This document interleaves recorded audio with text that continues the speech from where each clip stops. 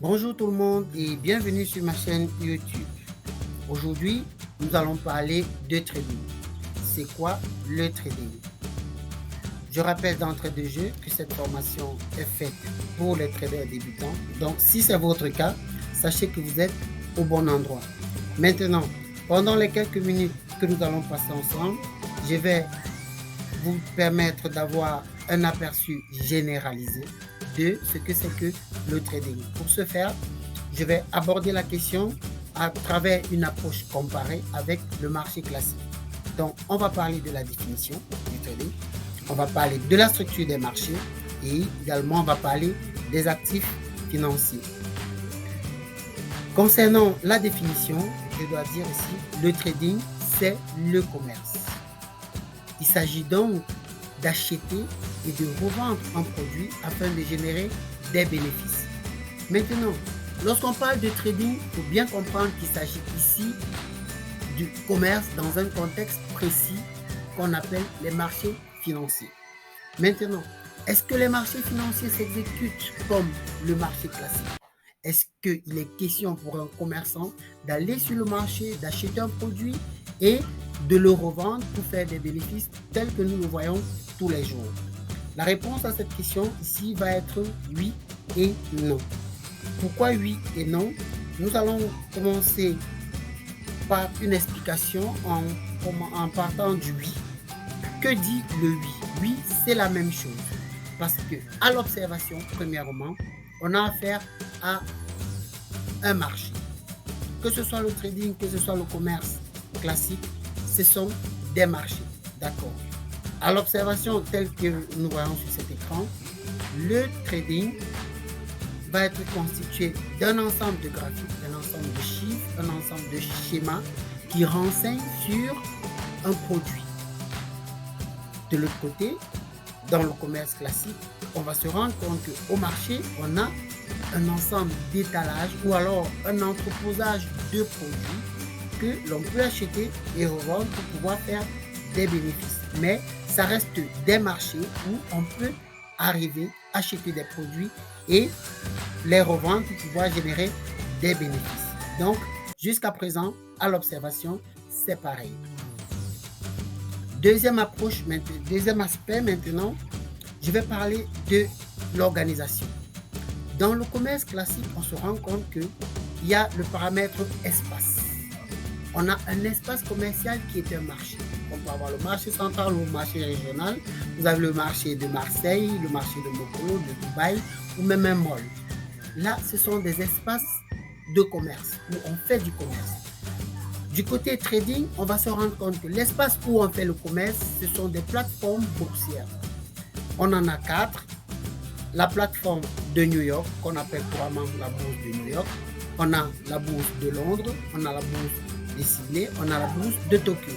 Là, ce sont les 4 principaux marchés dans lesquels on fait le commerce dit trading. Dans ces marchés, donc, on va se rendre compte qu'on a la même structuration que les marchés classiques. Pourquoi? Parce que quand vous allez sur une plateforme de marché, vous vous rendez compte qu'on a une organisation en secteurs. On a des secteurs où, par exemple, on a ici les vivres frais, un secteur pour les vivres frais, un secteur pour l'habillement, un secteur pour l'électroménager, un secteur pour l'automobile, ça dépend de ce que vous voulez acheter. Pareillement, au niveau du trading, le marché est organisé par secteur.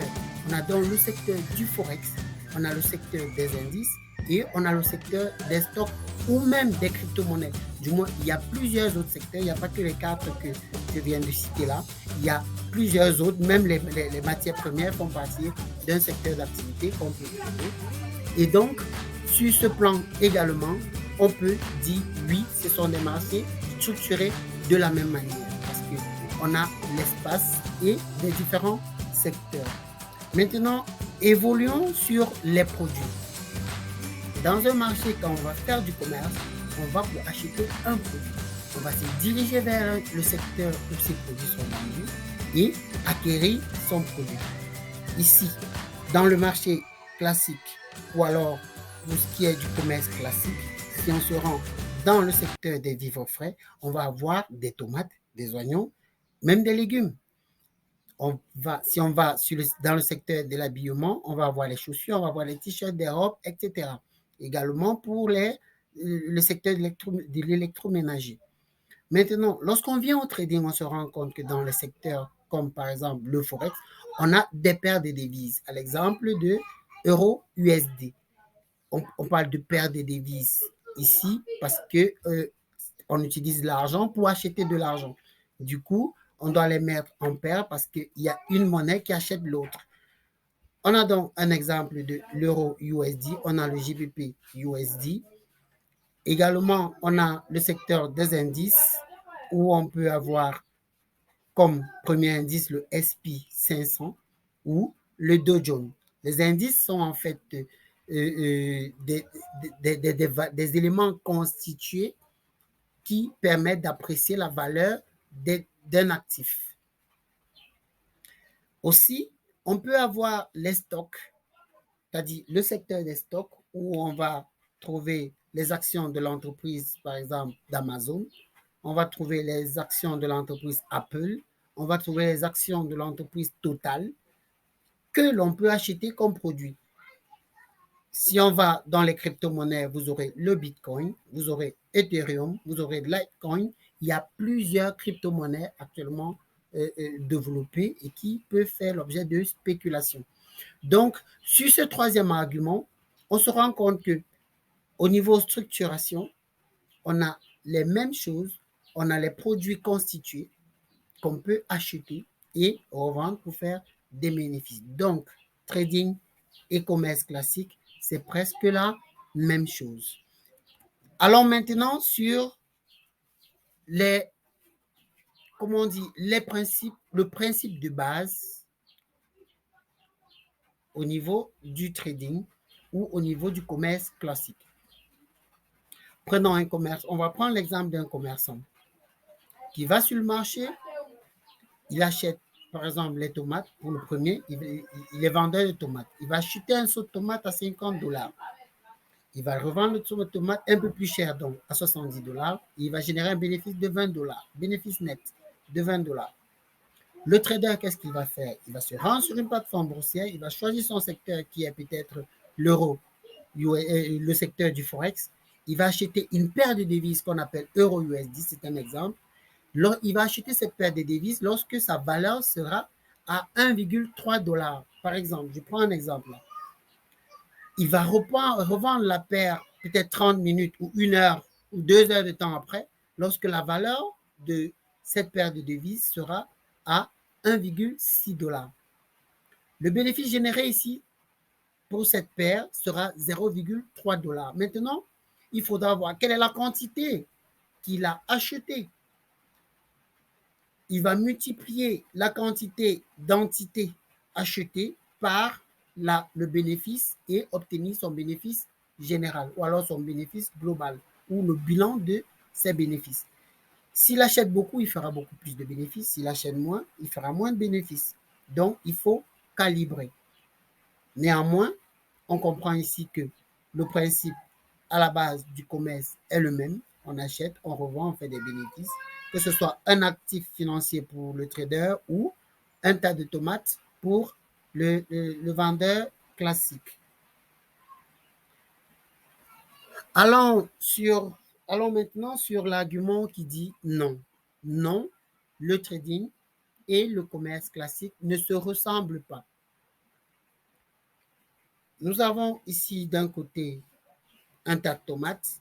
C'est un produit physique palpable qu'un commerçant peut acheter et revendre. Il va physiquement se déplacer vers un marché, vers un secteur et acquérir son produit. Par contre, pour le trader, il va rester soit dans sa chambre, soit je sais où, dans son bureau. Il va ouvrir son ordinateur, il va acheter le produit via Internet sur son ordinateur et le revendre pour faire des bénéfices. À ce niveau, on a donc l'argument qui dit non. Deux réalités se présentent ici. La première, enfin, deux vérités, pas deux réalités, deux vérités se présentent ici. La première, c'est qu'on a affaire à un produit réel qu'on peut toucher, qui est palpable. La seconde, c'est qu'on a affaire à un produit qui est virtuel.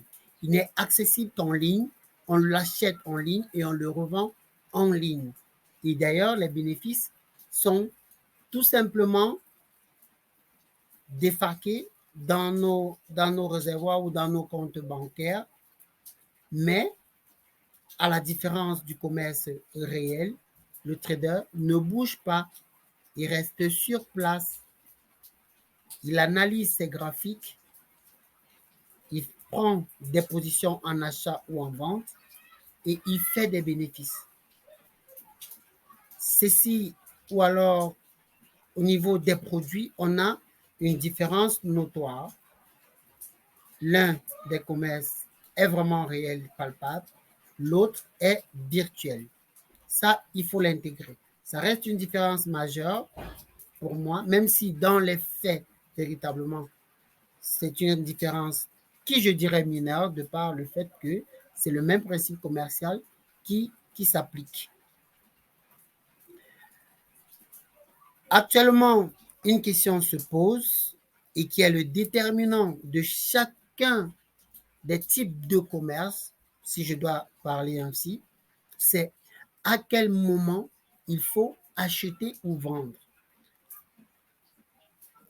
Dans le commerce classique, le commerçant doit acheter sa tomate, pour celui qui est de vendeur de tomates, il doit acheter sa tomate au moment où le prix de la tomate est au plus bas.